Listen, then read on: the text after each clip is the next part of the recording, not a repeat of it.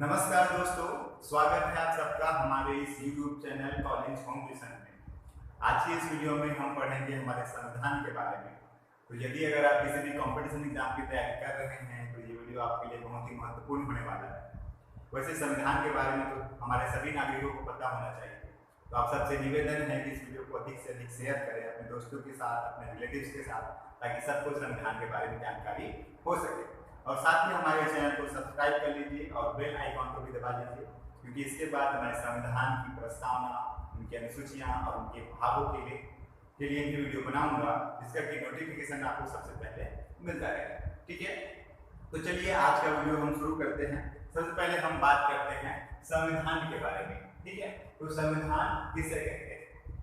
तो संविधान नियमों और कानूनों का ऐसा संग्रह होता है जिससे किसी देश की प्रशासनिक व्यवस्था को एक व्यवस्थित रूप दिया जाता है, ताकि वहां के लोगों का, वहां की जनता का सर्वांगीण विकास किया जा सके। सर्वप्रथम संविधान का विचार सर हेनरी मैन ने दिया था, जो कि ब्रिटेन के रहने वाले।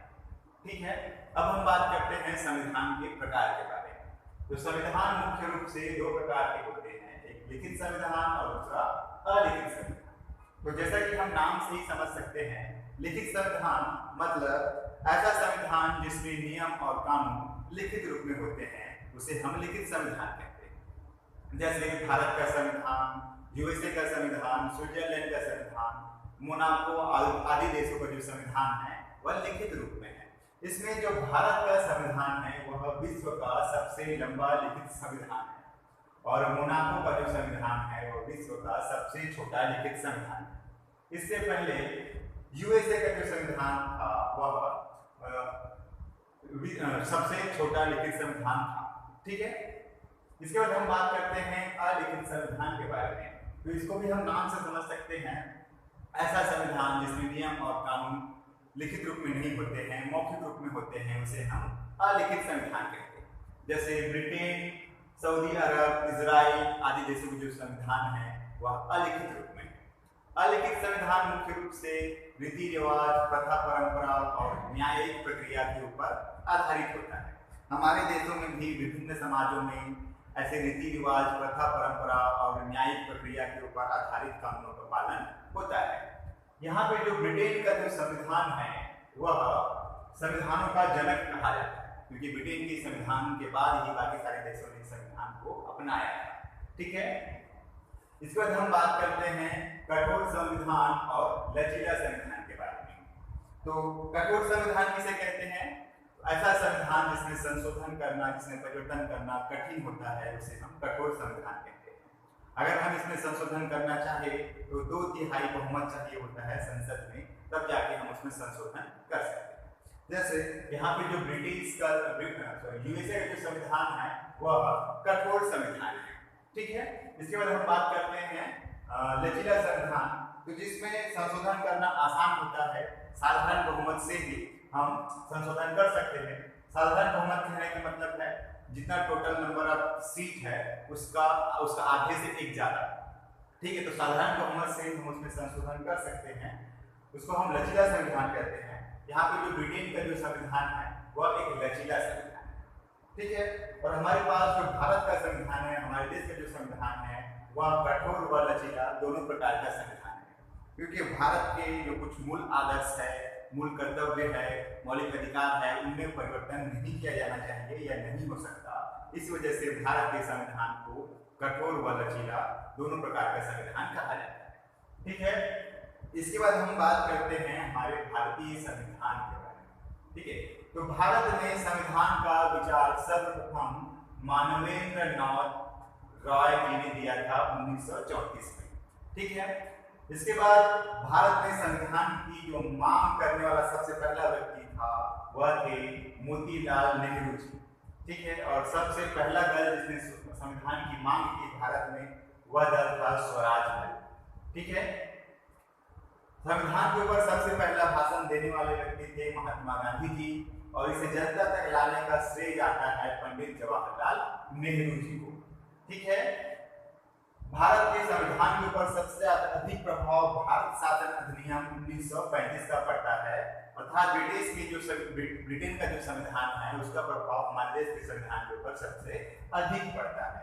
ठीक है, इसके बाद हम बात करते हैं कैबिनेट मिशन के बारे में। तो कैबिनेट मिशन का गठन जो ब्रिटिश पीएम थे, ब्रिटिश प्रधानमंत्री क्लेमेंट एटली, उन्होंने 19 फरवरी 1946 को लंदन में किया था। इस कैबिनेट मिशन के गठन के बाद ही हमारे संविधान को एक स्वरूप मिल पाया था। ठीक है, और यह जो कैबिनेट मिशन है 24 मार्च 1946 को भारत आया। इस कैबिनेट मिशन में 3 ब्रिटिश सदस्य थे, sir Stafford Cripps, Lord Pethick Lawrence, A B Alexander, ये तीनों ब्रिटिश सदस्य भी थे कैबिनेट मिशन में। ठीक है, जिससे हमारे देश में संविधान का निर्माण किया गया। फिर जब 24 मार्च 1946 को कैबिनेट मिशन जब भारत आया तो वहां पे 16 मई 1946 को एक प्रस्ताव पेश किया गया जिसमें संविधान सभा के सदस्यों का चुनाव आयोजित किया गया। ठीक है, चुनाव आयोजित कब हुआ? जुलाई 1946 में फिर सदस्यों का चुनाव आयोजित हुआ। संविधान सभा के सदस्यों का चुनाव जुलाई 1946 में आयोजित हुआ, जिसमें कुल हमारे संविधान सभा में कुल 389 सदस्य थे। इसमें से 296 सदस्य ब्रिटिश भारत के। ब्रिटिश भारत कहने का मतलब ये है कि उस समय भारत में ब्रिटिश शासन का आधिपत्य था, तो भारत को ब्रिटिश भारत बोला जाता था। तो 296 सदस्य अलग अलग प्रांतों से, भारत के अलग अलग प्रांतों से निर्वाचित हो गया और 93 देशी रियासतों के सदस्य थे। देशी रियासत मतलब जो राजा रजवाड़े थे, उन्होंने भी अपने अपने प्रतिनिधि को भेजा था संविधान निर्माण के लिए, संविधान सभा का सदस्य बना के। ठीक है, और ये जो 296 सदस्य जो ब्रिटिश भारत से निर्वाचित होकर आए थे, मतलब भारत के अलग अलग प्रांतों से निर्वाचित होकर आए थे, उनमें से 208 सदस्य कांग्रेस पार्टी के थे और मुस्लिम लीग से 73 सदस्य थे और अन्य छोटे दल व स्वतंत्र उम्मीदवार 15 सदस्य थे। ठीक है, इसके बाद संविधान सभा में सबसे प्रथम बैठक आयोजित हुआ 9 दिसंबर 1946 को। इसमें सच्चिदानंद सिन्हा जी को अस्थायी अध्यक्ष चुना गया। ठीक है, इस प्रथम बैठक का मुस्लिम लीग ने बहिष्कार किया था और पाकिस्तान के लिए अलग से संविधान सभा के निर्माण का मांग किया था। ठीक है, फिर दूसरा बैठक 11 दिसंबर 1946 को आयोजित हुआ। इसमें डॉक्टर राजेंद्र प्रसाद को स्थायी अध्यक्ष, स्थायी सभापति चुना गया और HP मुखर्जी जी को उपाध्यक्ष, उपसभापति चुना गया। ठीक है, इसके बाद 13 दिसंबर 1946 को पंडित जवाहरलाल नेहरू जी ने उद्देश्य प्रस्ताव पेश किया जो कि 22 जनवरी 1946 को पारित हुआ। ठीक है, इस उद्देश्य प्रस्ताव के पारित होने के बाद विभिन्न प्रमुख समितियां बनाई गई और उनकी अध्यक्ष भी नियुक्त किए गए, जिसमें संचालन समिति का निर्माण हुआ जिसके अध्यक्ष बने डॉक्टर राजेंद्र प्रसाद। फिर संघ शक्ति समिति का निर्माण हुआ जिसके अध्यक्ष बने पंडित जवाहरलाल नेहरू। संघीय संविधान समिति का निर्माण हुआ जिसका अध्यक्ष पंडित जवाहरलाल नेहरू जी बने। प्रांतीय संविधान समिति का निर्माण हुआ, इसके अध्यक्ष सरदार वल्लभ भाई पटेल जी बने। प्रारूप समिति का अध्यक्ष डॉक्टर भीमराव अंबेडकर जी थे और झंडा समिति का निर्माण हुआ जिसके अध्यक्ष आचार्य JP कृपलानी जी बने। इसके बाद संवैधानिक सलाहकार के पद पर डॉक्टर BN राव को नियुक्त किया गया, जिन्होंने भारतीय संविधान का प्रारूप तैयार किया था और इसी प्रारूप पे विचार विमर्श करने के लिए प्रारूप समिति का निर्माण किया गया 29 अगस्त 1947 को। ठीक है, जिसमें कुल 7 सदस्य थे, जिसमें डॉक्टर भीमराव अंबेडकर अध्यक्ष थे और डॉक्टर भीमराव अंबेडकर को ही हमारे संविधान का जनक कहा जाता है। इनका निर्वाचन क्षेत्र पश्चिम बंगाल था। ये इंपॉर्टेंट है, ये कई बार पूछा गया है, परीक्षाओं में पूछा गया है कई बार। ठीक है, डॉक्टर भीमराव अंबेडकर सबने सबसे ज्यादा मेहनत किया था संविधान में। ठीक है, उन्होंने लगभग 60 देशों के संविधानों का अध्ययन किया था, उसके बाद हमारे देश का संविधान लिखा गया है। ठीक है, दूसरे सदस्य थे N गोपाल स्वामी आयंगर। तीसरे सदस्य बने कन्हैयालाल मानिकलाल मुंशी जी। चौथे सदस्य थे अल्लादी कृष्ण स्वामी अय्यर। पांचवें सदस्य एन माधव राव जो कि बीएल मित्र के स्थान पर थे, उनका स्वास्थ्य खराब होने की वजह से एन माधव राव के सदस्य बने। फिर डॉक्टर डीपी खेतान, इनकी मृत्यु के बाद टीटी कृष्णमाचारी जी सदस्य बन गए और सातवें सदस्य थे सैयद मोहम्मद सादुल्ला। तो ये सातों सदस्य मिलकर संविधान के प्रारूप के ऊपर बहस करते थे और लगभग 114 दिन की बहस के बाद इन्होंने अपना रिपोर्ट संविधान सभा में पेश किया। 21 फरवरी 1948 को उन्होंने अपना रिपोर्ट पेश किया। रिपोर्ट पेश करने के बाद इसमें 3 वाचन हुए, ठीक है। जो प्रथम वाचन हुआ वह 4 नवंबर से 9 नवंबर 1948 को चला, ठीक है। इस 4 नवंबर से लेकर 9 नवंबर 1948 तक प्रथम वाचन चला। फिर दूसरा वाचन चला 15 नवंबर 1948 से 17 अक्टूबर 1949 तक दूसरा वाचन चला। फिर तीसरा जो वाचन है, तीसरा और अंतिम वाचन है 14 नवंबर से 26 नवंबर 1949 तक चला। फिर 26 नवंबर 1949 को ही संविधान को अंगीकृत कर लिया गया, पारित कर लिया गया। और जब पारित किया गया तो 284 सदस्य थे संविधान सभा में, ठीक है। संविधान को निर्माण करने में कुल 2 वर्ष 11 महीने और 18 दिन का समय लगा और इसमें लगभग 64 लाख रुपए का व्यय हुआ, खर्चा आया। हमारे जो मूल संविधान मतलब जब संविधान बनकर तैयार हुआ तो उसको मूल संविधान कहा गया। मतलब 26 नवंबर 1949 को संविधान बनकर तैयार हुआ तो इसको मूल संविधान कहा गया।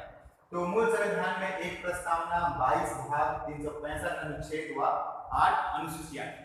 लेकिन बाद में संशोधन होते होते वर्तमान की स्थिति में हमारे संविधान में एक प्रस्तावना 25 भाग, 465 अनुच्छेद व 12 अनुसूचियां है, ठीक है। संविधान के ऊपर संविधान सभा में अंतिम बैठक 24 जनवरी 1950 को आयोजित हुआ। इसमें डॉक्टर राजेंद्र प्रसाद जी को प्रथम राष्ट्रपति चुना गया, ठीक है। उसके बाद 26 जनवरी 1950 को पूरे देश में संविधान लागू किया गया। अब इसमें एक सवाल बनता है कि हमारा संविधान तो 26 नवंबर 1949 को बनकर तैयार हो गया, लेकिन उसे 26 जनवरी 1950 को ही क्यों लागू किया गया? 2 महीना क्यों इंतजार किया गया? तो इसके पीछे एक ऐतिहासिक कारण है। कांग्रेस पार्टी ने 26 जनवरी 1930 को लाहौर अधिवेशन में स्वराज संकल्प पारित किया था तथा पूर्ण स्वराज दिवस मनाया था। तो उसी के ऊपर 26 जनवरी 1950 को, उसी दिन के ऊपर 26 जनवरी 1950 को ही संविधान को लागू किया गया, जिसे हम आज भी संविधान गणतंत्र दिवस के रूप में मनाते हैं, संविधान दिवस के रूप में मनाते हैं, ठीक है। तो उम्मीद करता हूँ ये वीडियो आपको पसंद आया होगा। इस वीडियो को 2-3 बार देखेंगे तो आपको अच्छे से समझ में आ जाएगा, ठीक है। इसके बाद हम अगले वीडियो में संविधान की प्रस्तावना को डिस्कस करेंगे। तब तक बने रहिए हमारे साथ, देखते रहिए हमारा चैनल, ठीक है। तब तक के लिए नमस्कार।